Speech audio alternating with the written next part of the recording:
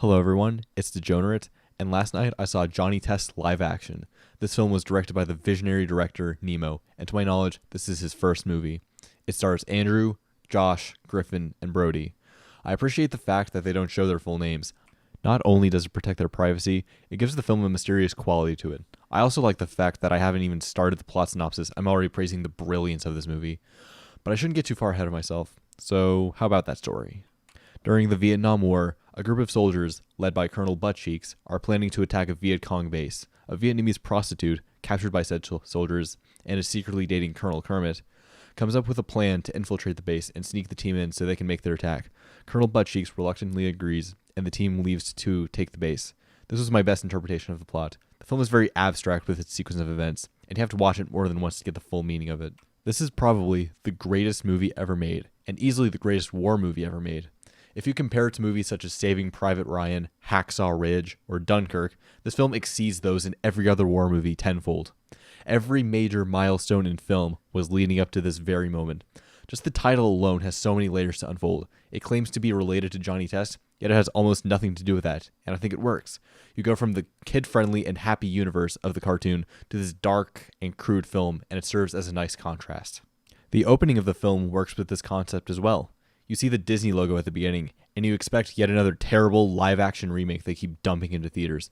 But no, you get this creative, emotional, and touching art film that ends up being leagues better than anything you could possibly imagine. The directing of this film is absolutely gorgeous.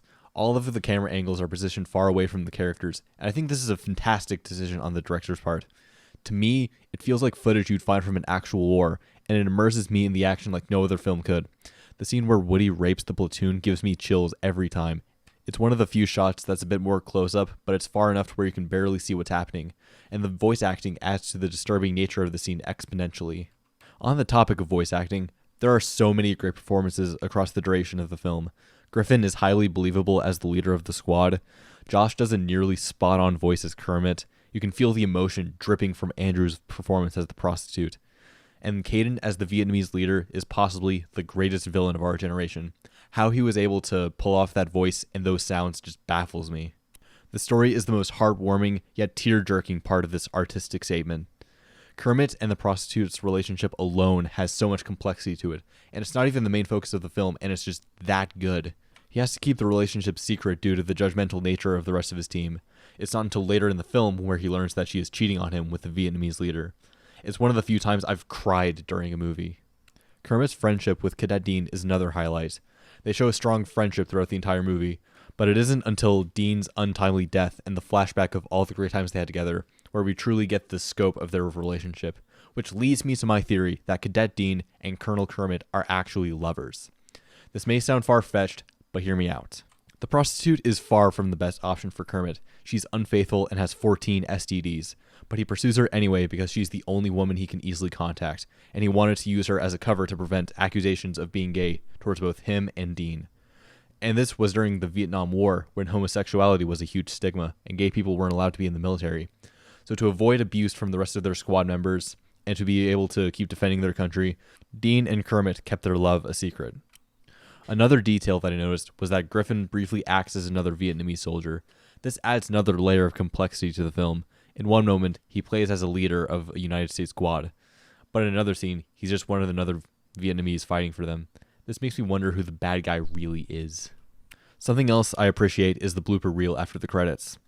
From the looks of it, they were just chilling, having a good time, and I wish more movies were like that. Most movies are just made as soulless cash grabs, just desperate to make a profit, so it's really refreshing to see a true film with passion and deep meanings. This feels like something done with so much effort and beauty, and I applaud them for that. I only have one minor flaw to bring up. All of the swearing was censored. The emotions from a lot of the dialogue are heightened by the use of language, so having it cut out leaves a lot to be desired. But then again, they showed this to their history class as a final project, so I can let it slide in this case. If they released an uncut version, or better yet, made another film in this style with none of the restrictions, we might have a perfect movie on our hands. And I truly mean that last statement. This movie is outstanding and will be remembered for generations to come. I previously said that Joker was my favorite film of the year, and that just isn't the case anymore. And looking back at it, Joker is more of an 8 out of 10 than a 9. But Johnny Test live action takes the cake as not only the best movie of 2019, but possibly the greatest film ever made.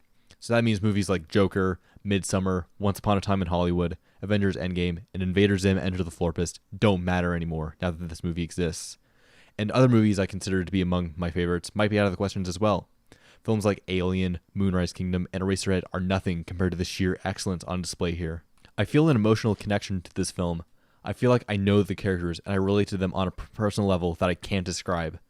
I can't say that about most movies. I'm highly anticipating Nemo's next artistic efforts, though the bar is so high I have no clue how he can top it. I wanted to know more about the process behind the film because I have no clue how an average human could come up with something this brilliant. So I interviewed 3 of the lead actors to get their thought process behind the film and some other questions I was wondering as well. And here's what they have to say. So I am here today with Griffin, who played Colonel Buttcheeks in Johnny Test live action. Now, tell me, Griffin, what was the filming process like? Well, you see, it was a lot of people getting together, and it was a very big process because everyone wouldn't shut up the whole time, and everyone kept just destroying things in the background, making it hard to film. But in the end, we made a great product, and I'm proud of the people that I worked with. So what was working with these people like? Well, you see, some of them were really annoying. Griffin, And don't forget to wipe your ass when you shit. Okay, no, keep that in. Keep that in. Okay.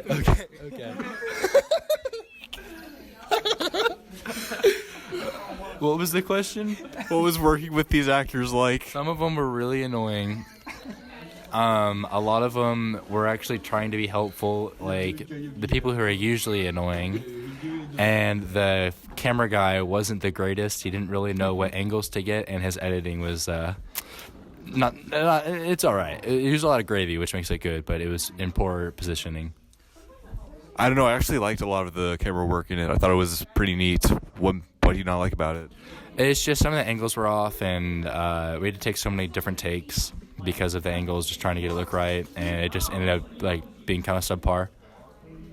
All right, thank you for your time. I have one more thing to add. All right, what? There might be a sequel coming soon. Good luck on that. So now I'm here with Josh, who played the role of Colonel Kermit. Now, what was your process like? Well, I had to get really into it. You know, I had to be the character. So for a while, I walked around school actually talking like Kermit.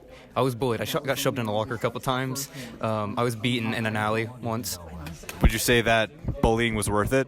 Yes, it was worth it all the way. So how did you come up with the voice? Like what was practicing for it like? So I was sitting on the toilet one day taking a shit, and I made a noise when I was trying to take a shit, and the grunt kind of sounded like Kermit, and that's how I got the voice. Yeah. Very interesting, very experimental. So, are you happy with how the movie turned out?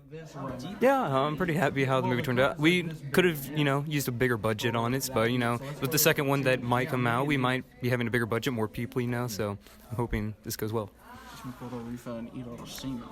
So, thank you for your time. Colonel Buttcheeks is supreme. No, he's not. Now I am here with Brody, the role behind Cadet Dean. Now, what is your opinion on the movie? The movie is magnificent. I agree. It's like the masterpiece of a generation. Now, this is unrelated, but I'm just wondering this: what is your thought? What are your thoughts on Hatchmaster _? Who is that? Exactly. And I'm giving this film a 30 billion out of 10.